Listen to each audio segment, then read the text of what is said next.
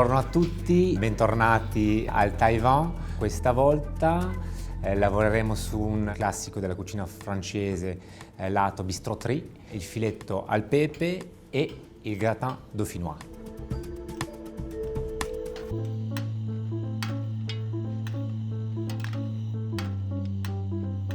Quando parliamo di bistrò o quando parliamo di brasserie, che tu sia a Lille o che tu sia a Nizza o che tu sia a Parigi, la cucina è molto similare, ci sono dei classici che sono nord e sud identici.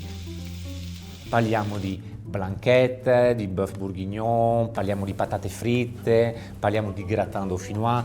Per me la vera ricchezza della cucina francese è proprio nel gusto e in questa opulenza, come chiamano loro, borghese, nient'altro che una cucina golosa, ricca, con dei prodotti nobili, con delle salse perfette che comunque sia ti fa scendere un attimo sulla terra e ti fa capire che le cose semplici e cucinate rimarranno sempre le cose migliori.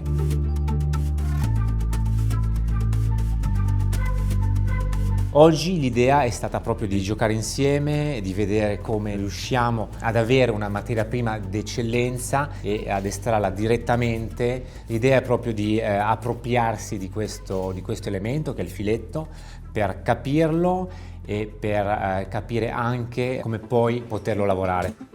Quindi qua abbiamo il filetto che adesso puliremo, quindi separeremo il Chateaubriand, quindi che è la parte alta, leveremo tutto il grasso e tireremo fuori soltanto la purezza del filetto. Cerchiamo di capire e di comprendere come è fatto. Quindi questa parte qua è il piccolo filetto che è attaccato ad ogni filetto, anche un filetto di agnello ha sempre un piccolo filettino che è attaccato, che non è il filet mignon, perché il filet mignon è solo di maiale.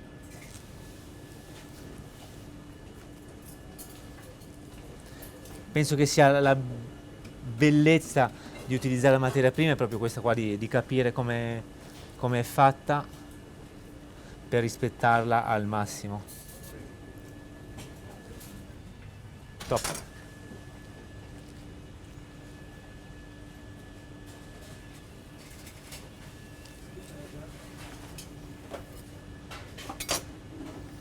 Questa parte qua chiaramente si pulisce da tutta l'ossidazione, la utilizzeremo tagliata a pezzi per fare una salsa di manzo. Adesso dobbiamo ancora sbucciarlo perché alla fine deve diventare rosso come questa parte qua, che è la parte commestibile. Qua sentiamo che è la parte secca e sotto c'è la parte morbida, quindi alziamo una punta, questa punta qua per esempio, entriamo delicatamente dentro, tiriamo fino a un certo punto e una volta che siamo entrati abbassiamo il lembo che abbiamo alzato e iniziamo a tagliare. E l'idea è fare così su tutto il filetto fino a quando tutte le parti ossidate e più secche sono partite.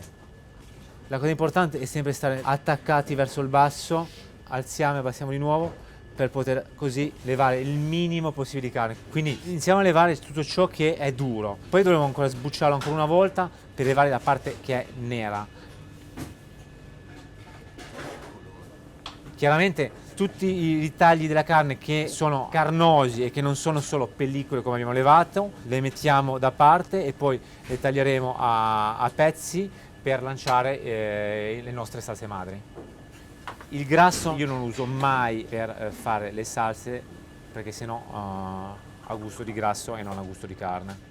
Diverso è il discorso per il grasso interno. Una carne che è grassa avrà un'intensità gustativa molto più pronunciata che una carne che è solo rossa. Una carne che è solo rossa magari può avere un gusto più sanguinolento alla degustazione, morbidissima sì, ma è magari anche più fine. Una carne un po' più grassa dovremo portarla a una cottura un po' più spinta, un po' più non blu o non al sangue puro, ma leggermente più cotta, così il grasso che è interno inizia a fondere anche e dà più sapore al piatto finito. Per il piatto utilizzeremo la parte centrale, quindi ne approfitto per tagliare questa parte qua del filetto che io poi utilizzerò per il ristorante e per fare un filetto di manzo alla Wellington, che è una delle ricette che abbiamo preso dai vecchi menù del Taiwan. Quindi il filetto è pronto, adesso decidiamo la porzione. Quindi qua abbiamo un filetto che è perfetto. Prima parlavamo del grasso esterno che non ci interessa e del grasso interno che ci interessa, e vediamo che è una bestia che non è mai passata sotto vuoto, le fibre sono ancora perfettamente intatte. Penso che sia complicato trovare meglio. Qua dovremmo essere all'incirca sui 140-160 grammi. Le differenze sono minime, però vediamo che abbiamo la marezzatura che sale fino in cima, più andiamo verso il cuore ed è un po' più grossa, e qua abbiamo una marezzatura che finisce ai 2/3, però nel basso è più intensa. Quindi la qualità anche e il risultato finale sarà diverso. Cosa molto importante, la carne non deve mai e poi mai essere fredda, quindi cosa principale prima di partire in cottura di un filetto, di una costata, di qualsiasi altro tipo di carne, bisogna sempre lasciarla temperare. Io ho una fortuna enorme, in 2026 lavoro ancora con il gas, ho una cucina che è calda, che è tiepida, che ha delle temperature perfette, di conseguenza lo appoggerò sulla Parisienne. La Parisienne è questa qua, che non so come si chiama in italiano, e toccandola così a mano dovrei essere sui 40 gradi, sì, 40-42 gradi. Lo lascio qua qualche minuto perché arrivi a temperatura desiderata. Nel frattempo, mentre la carne tempera, prepariamo i pepi. Pepe nero Sarawak India, rosso Kampot Cambogia e bianco Vietnam. Adesso li pesto uno per uno e uno dopo l'altro, perché come sono pepi diversi hanno consistenza diversa e di conseguenza anche solo nel pestarlo il risultato sarà diverso. Quindi inizio col pepe nero, pesto, facendo attenzione di non pestarlo troppo, perché quello che voglio è comunque sia una croque, come si chiama in Francia, voglio un poivre mignonette. Il risultato del pepe deve essere questo, con dei pezzi ancora dove puoi masticare, ma che non ti spaccano comunque sia la bocca, perché rimane un pepe. Quindi passo col pepe rosso di Kampot, faccio la stessa identica cosa. Questo già sento a pestarlo che è più secco, quindi farò meno fatica a pestarlo. Cosa importante, il pepe non è solo una spezia piccante, è un qualche cosa di profumato, quindi se lo pestiamo oggi e lo utilizziamo fra una settimana, tutta la bellezza del pepe non c'è più, rimane solo ed esclusivamente il lato piccante e una freschezza incredibile. Dopo il pepe rosso passiamo sul pepe bianco Vietnam. Normalmente è utilizzato per salse bianche o pesce, perché se mettiamo un pepe nero in una besciamella, una salsa bianca, abbiamo delle tracce nere. Quindi adesso abbiamo il nostro filetto di manzo che è tagliato e temperato, quindi abbiamo già una temperatura che è tiepida. Non mettiamo il sale, perché il sale cosa fa? Il sale farebbe fuoriuscire l'acqua del manzo e di conseguenza non permetterebbe al pepe di attaccarsi. Quindi mettiamo il pepe così, schiacciamo leggermente, giriamo, vediamo che si è attaccato, facciamo esattamente la stessa identica cosa, tac, schiacciamo di nuovo, tac, procediamo alla stessa identica maniera per l'altro filetto. Vedete, la bellezza è proprio vedere il grano e non la polvere del pepe. Storicamente o per abitudine il filetto al pepe è sempre servito con delle patatine fritte o delle pommes allumette, quindi una patatina fritta più sottile, o con degli spinaci o con dei fagiolini. Oggi l'idea è di presentarvi un altro classico dei bistrò parigini o comunque sia francesi, è il gratin dauphinois. Per preparare il gratin dauphinois dobbiamo tagliare le patate a lamelle all'incirca di 1,5 mm, 2 mm.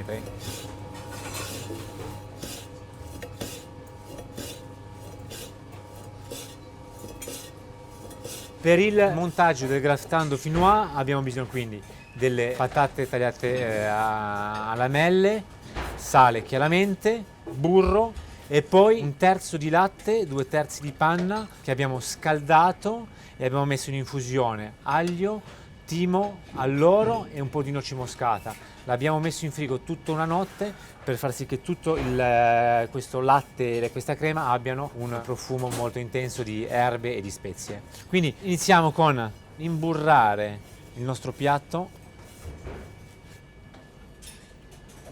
Voilà, generosi, ci siamo. Mettiamo il nostro appareil nel fondo non troppo, solo leggermente. Poi cosa facciamo? Iniziamo a montare. Il risultato deve essere qualcosa che rimanga cremoso, non vogliamo niente di compatto, quindi non schiacciamo, perché sennò avremo una torta di patate secca. Io non voglio una torta di patate secche, voglio un qualcosa che sia cremoso, di conseguenza quasi da mangiare al cucchiaio.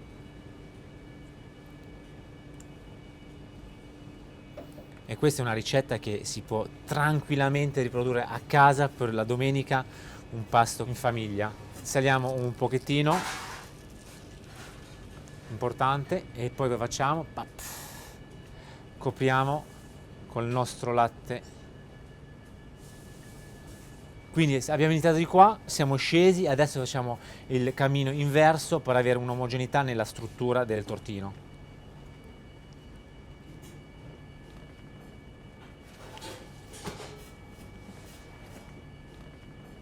Aggiungere un po' di burro.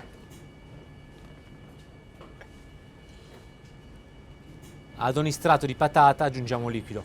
Anche lì generosi sì, ma non bisogna abusare, perché comunque sia non deve essere una zuppa.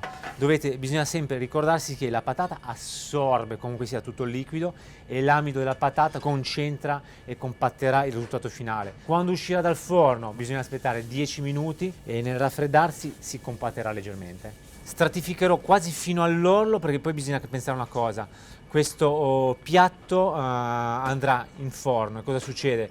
La panna che abbiamo messo, il latte che abbiamo messo all'interno cosa farà? Bollirà e di conseguenza dobbiamo sempre calcolare un margine per evitare che fuoriesca. La cosa importante in un gratin è l'aglio in infusione, importante per il gusto, e in tante ricette c'è anche del gruviera grattugiato. Io non metto niente perché la ricetta originale è senza formaggio. Il gratin è pronto, l'abbiamo finito con dei fiocchi di burro, quindi vediamo che naviga, nuota nella panna e nel latte. Andiamo in forno un'oretta a 180 gradi. Il gratin è in cottura e di conseguenza adesso ci attacchiamo alla cosa che secondo me è la cosa più bella, più interessante e più romantica del video di oggi. La cottura del filetto al pepe che sarà fatta al Guéridon dal nostro direttore e maître de maison Stéphane Agnel.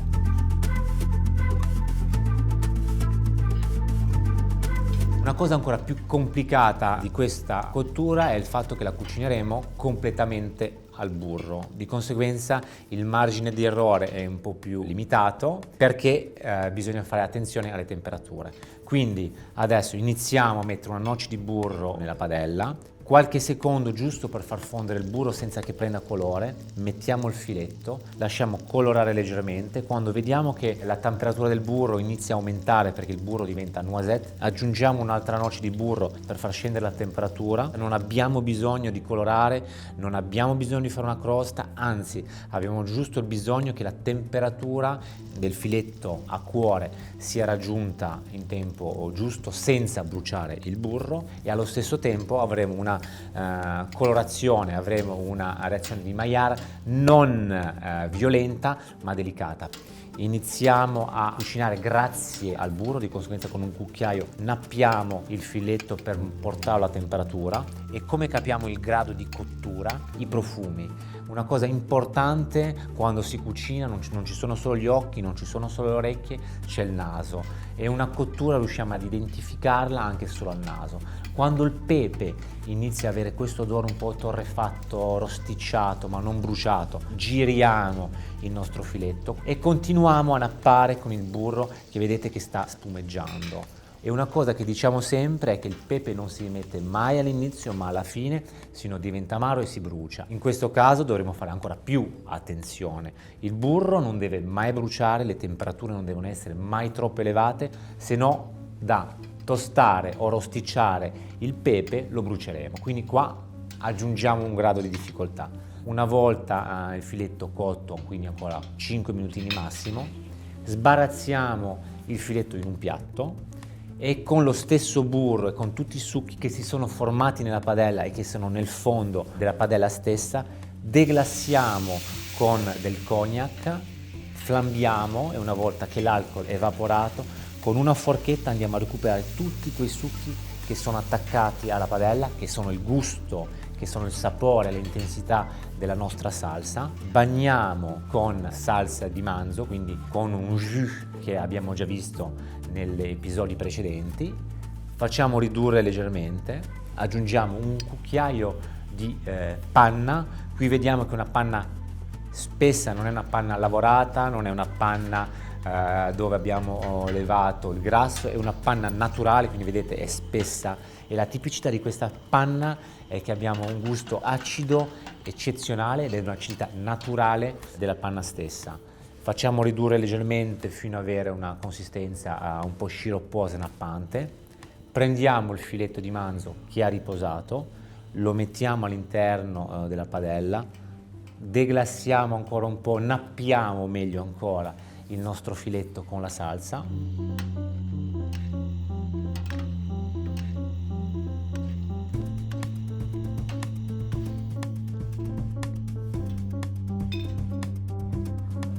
Dressiamo nel piatto e nappiamo completamente con la nostra salsa al pepe.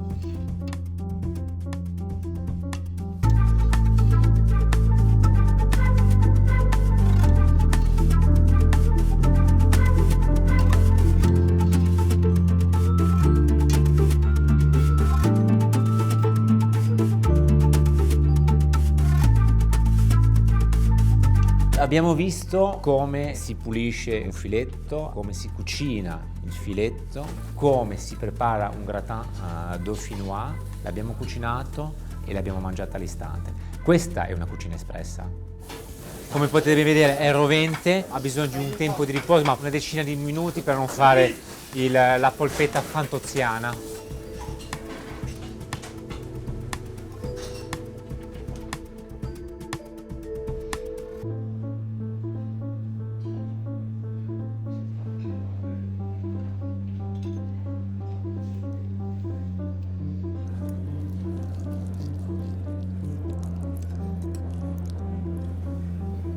Cottura perfetta, è al sangue, più che al sangue, però la temperatura è perfetta perché l'abbiamo messa a temperare prima della cottura.